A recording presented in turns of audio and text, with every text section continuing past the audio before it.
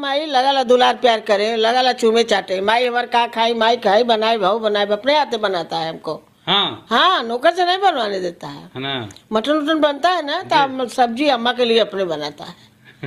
हाँ, अम्मा के लिए। नमस्कार दोस्तों, जैसे कि आप लोग अभी देखे पवन सिंह की माँ क्या बताई हैं।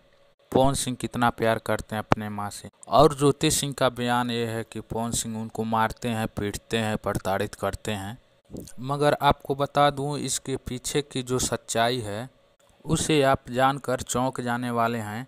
और पवन सिंह की माँ ने वो सारा सच्चाई बता दिया है कि क्यों आखिर ज्योति सिंह को पवन सिंह क्यों मारते थे, पीटते थे, प्रताड़ित करते थे, और आखिर वो पवन सिंह के साथ क्यों नहीं रहना चाहती है।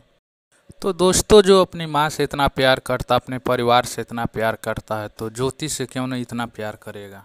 तो मगर आप लोग को बता दूं कि ज्योति सिंह को पवन सिंह के साथ नहीं रहना है, इसीलिए वो ऐसे ऐसे आरोप लगा रही है।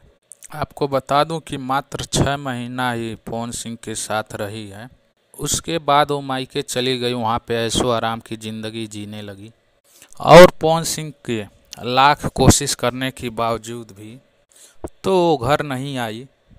तो सबसे पहले तलाक का अर्जी पवन सिंह भी दायर किए थे।